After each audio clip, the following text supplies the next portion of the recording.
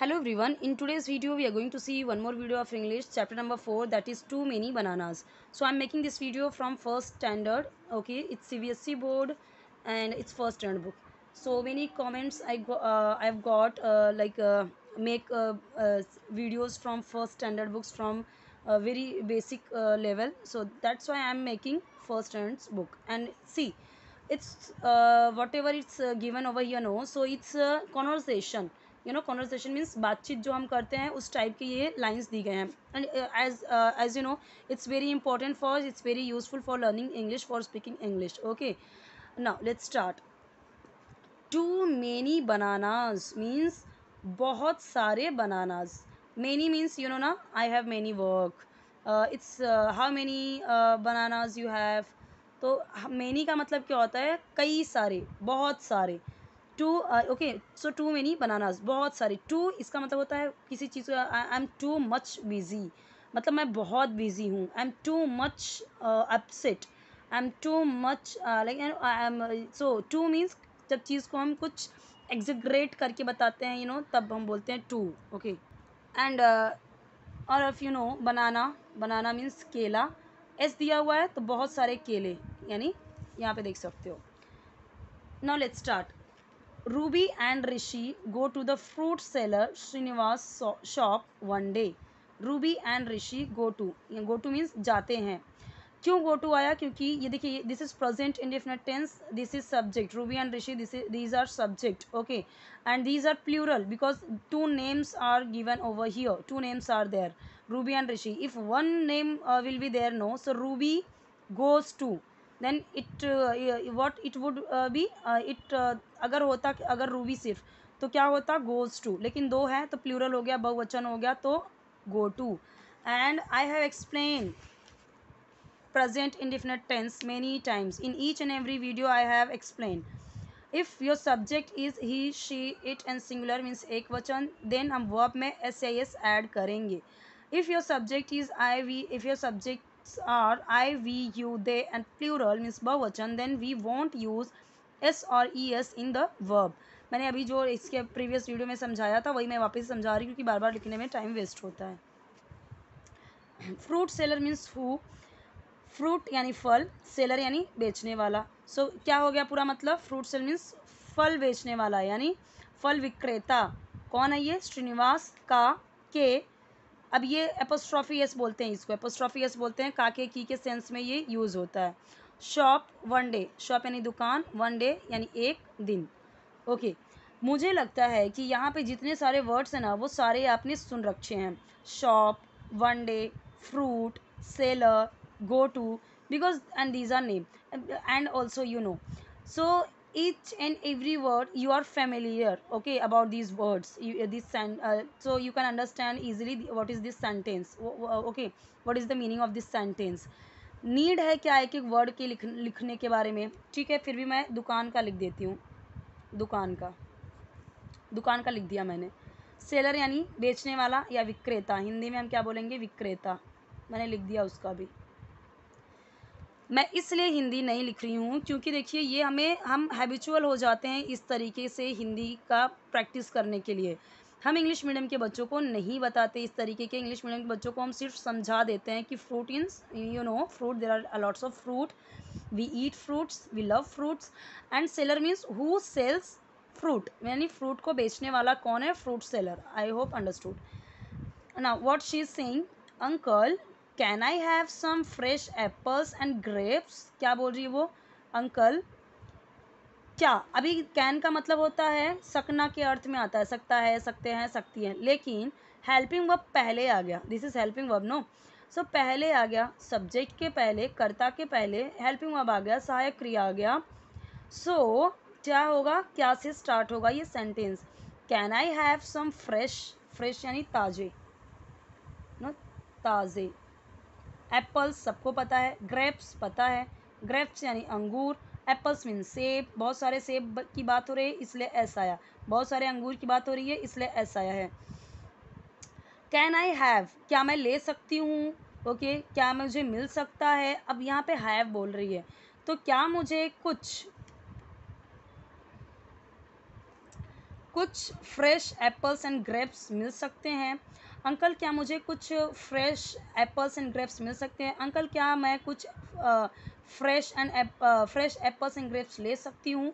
इस तरीके से मैंने क्या किया, फ्रेश, एप्पल, ग्रेप्स, ये सब मैंने इंग्लिश में ही बोल दिया. In the same way you have to do practice. Now Srinivas uncle, and what is saying? Srinivas uncle, I want strawberries and grapes. अब इसने क्या बोला, मैं चाहता हूँ. वॉन्ट यानी चाहता, वॉन्ट यानी चाहना. बट ये क्या है, this is also present indefinite tense. After subject verb is there, nothing is there, means helping verb is not there. Can, could, is, am, are, was, were, nothing is there. So it's also present indefinite tense. So I told you, if subject will be I, we, you, they and plural, then we will not use s or es in verb. इसीलिए यहाँ पे wants नहीं आया. अगर यहाँ पे होता he, she, it या singular होता, जैसे होता अगर he wants, she wants, and इसका नाम क्या है लड़के का, ऋषि wants, रूबी wants, क्योंकि these are rules, means whatever I told you, means these are means Ruby and Rishi, these are, they are singular. एक नाम की बात किया तो सिंगुलर हुआ. स्ट्रॉबेरी सबको पता है, ये एक फ्रूट है. ग्रेप्स यानी अंगूर. Oh, I don't have apples, grapes and strawberries today.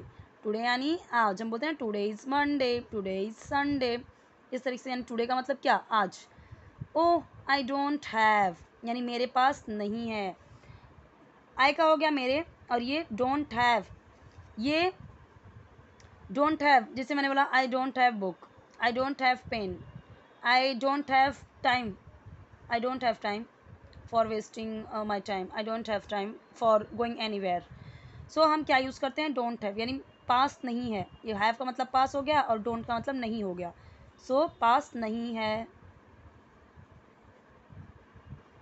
मेरे हिंदी पे मत जाइए क्योंकि हम यहाँ पे इंग्लिश सीख रहे हैं, हिंदी से कुछ मतलब नहीं है. और ये सारी चीज़ें बोल रहा है कि नहीं है. आई हैव ओनली बनानास, मेरे पास, मैंने बोला आई हैव अ पेन, मेरे पास एक पेन है. इसका भी मैंने रूल बताया हुआ है कि किसके साथ हैज़ आएगा, किसके साथ हैव आएगा. तो मैंने हमेशा आपको एक्सप्लेन किया हुआ है. इफ़ सब्जेक्ट इज़, यहाँ पे नहीं समझाया है, हाँ समझाया है. ही, शी, इट सिंगुलर के साथ has, I, we, you, they plural के साथ have. Simple. He has, okay. तो अगर यहाँ पे होता वी, तभी भी हैव होता. Okay. I have only bananas, only यानी सिर्फ या केवल. These bananas are from my farm. और दीज क्योंकि बहुत सारे हैं, एक तो नहीं है. एक होता तो हम बोलते दिस, THIS, दिस, लेकिन बहुत सारे हैं तो क्या बोलेंगे, दीज यानी ये, बनानाज आर यानी हैं, फ्रॉम यानी से, माई यानी मेरे, फार्म यानी खेत. So these bananas are from my farm, but nobody is taking them. Nobody, no one, nobody means कोई नहीं या कोई भी नहीं. is यानी है, taking यानी ले रहा, them यानी उन्हें.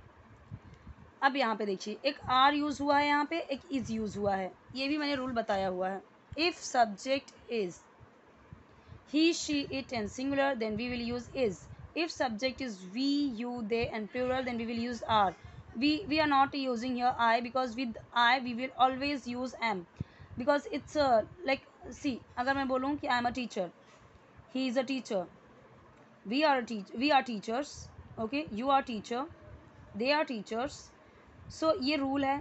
यूज़ आर का भी मतलब है, इसका भी मतलब है, लेकिन इस तरीके से चेंज होता है.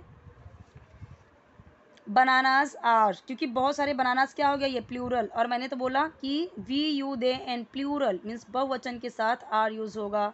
बट नो बडी, कोई नहीं, किसी एक की बात कर रहे हैं, नो बडी. सो नो बडी के साथ क्या आया, is. Okay. Now the story started from here. Sringeri Srinivas was having a very bad day. ये इसका नाम है, ये दोनों इसका नाम है. वॉज हैविंग यानी बोलते हैं ना कि मेरा बहुत बुरा दिन चल रहा है, बस वही यहाँ पे यूज़ हुआ है कि श्रृंगेरी श्रीनिवास के बहुत बुरे दिन चल रहे थे. वॉज हैविंग का मतलब क्या, कि चल रहा था उसका. ओके, वॉज हैविंग यानी पास्ट की बात कर रहा है, ठीक है, तो चल रहा था. क्या, वेरी यानी बहुत, बैड यानी बुरा, डे यानी दिन। कौन नहीं जानता बैड का मीनिंग, कौन नहीं जानता वेरी का मतलब, डे का भी मतलब कौन नहीं जानता, इसीलिए मैं यहाँ पे इन सब के वर्ड्स की मीनिंग नहीं लिख रही हूँ। So Sringeri Srinivas was having a very bad day. Sringeri Srinivas के बहुत बुरे दिन चल रहे थे। ओके, बहुत बुरे दिन। Nobody wanted the sweet ripe bananas he was growing on his farm.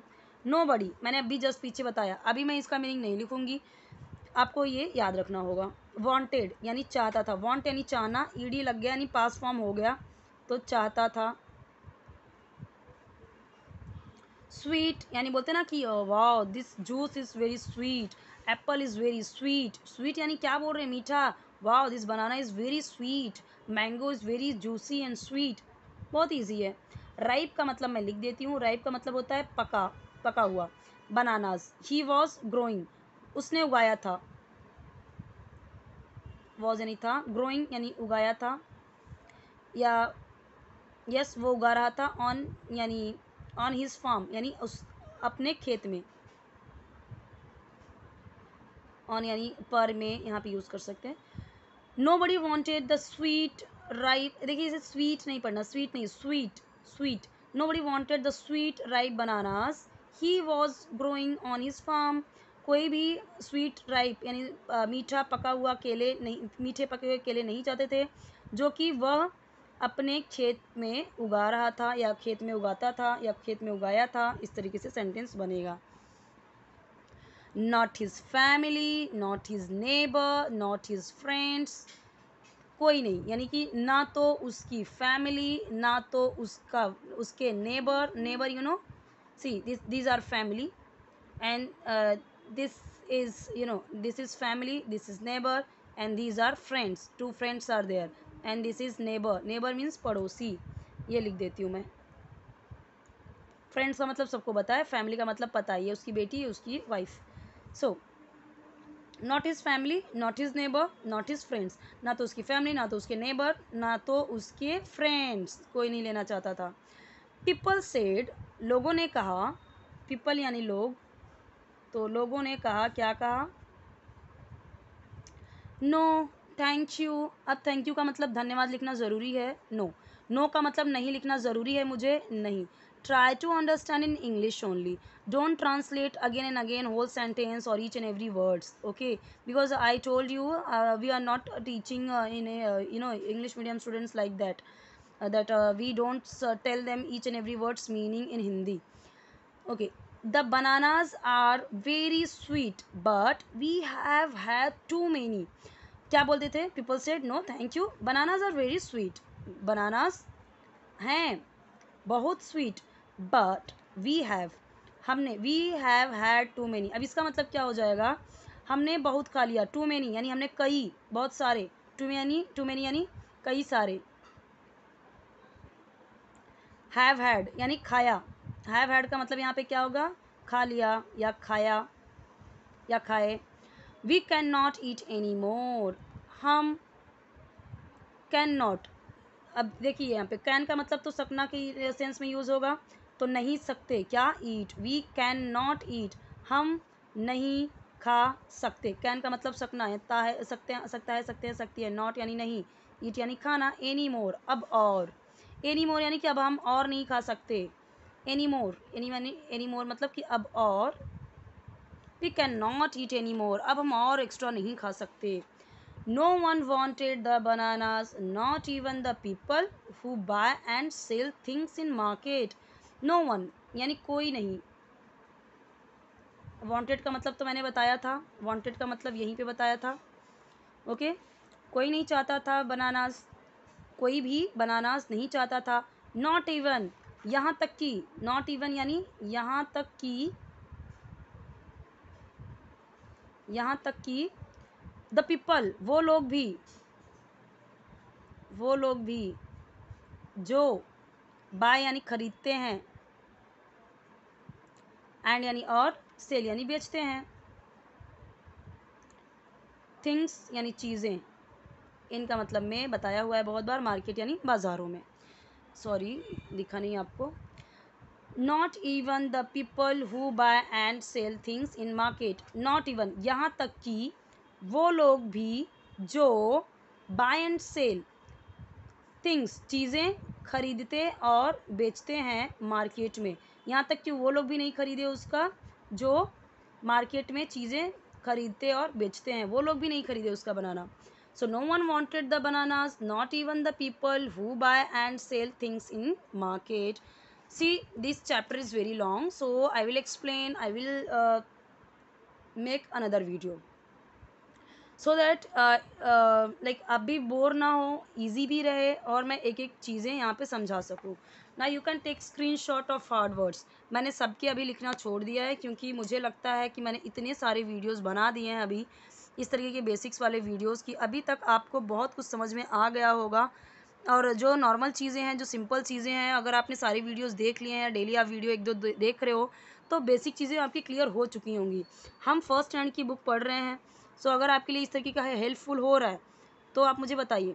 तो अभी ज़रूरत नहीं है एक एक वर्ड को हिंदी में लिखने के लिए, बट आपको लग रहा है कि नहीं एक एक वर्ड का हिंदी में मतलब बताइए, समझ में नहीं आ रहा है, so just do comment in comment section. Okay,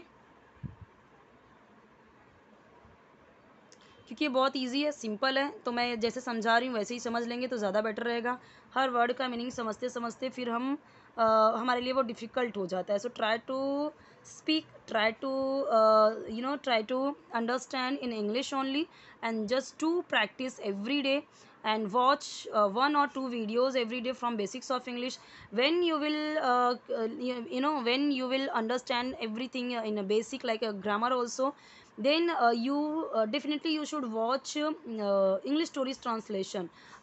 And I have uploaded many stories and because क्योंकि story में क्या होता है, you will get a lots of hard words meaning, sentences, long sentences also, grammar rules also, many grammar rules also are there.